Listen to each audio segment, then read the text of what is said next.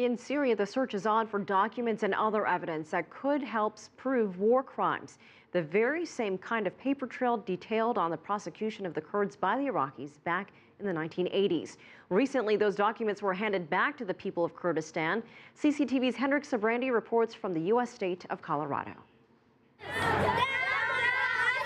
Once again, the Kurdish people of Syria and Iraq find themselves in a fight for their survival.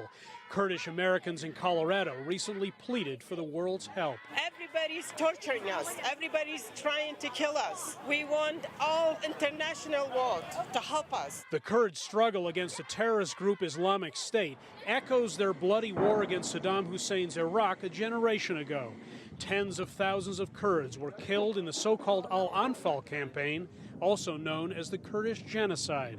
This is an official seal. These papers help tell that story. Well, they're incredibly incriminating. They document the use of poison gas. They document the mass executions.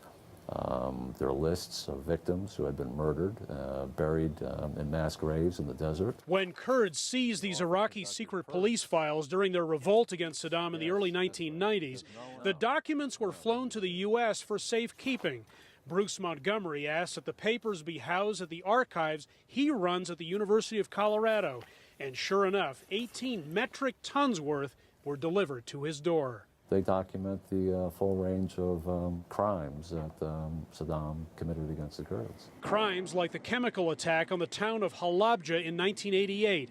Kiwan Hamid was just 3 years old then, but has heard his family's accounts. They were saying that we saw victims blinded and they were not seeing anything. They were pleading for help. Kids, wives, and husbands, entire families, even birds didn't survive. Nothing. Everybody was interested in these documents to look for evidence to bring Saddam and the senior leadership to trial. All but a few boxes were eventually returned to the U.S. government to help prepare for that trial, but he never faced charges for the Al-Anfal campaign. The documents have been preserved. All of that information is contained digitally in these 3 boxes, 176 CD-ROMs in all. Several weeks ago, a delegation from Kurdistan was given a digital copy. It's a detailed diary of brutality. I mean, this is a form of self-indictment, isn't it? And this is the irony of dictatorships. They think they're going to exist forever, but they don't. The Kurds now have a record of past crimes committed against their people, a history they say must never be repeated. Hendrik Sybrandy, CCTV, Boulder, Colorado.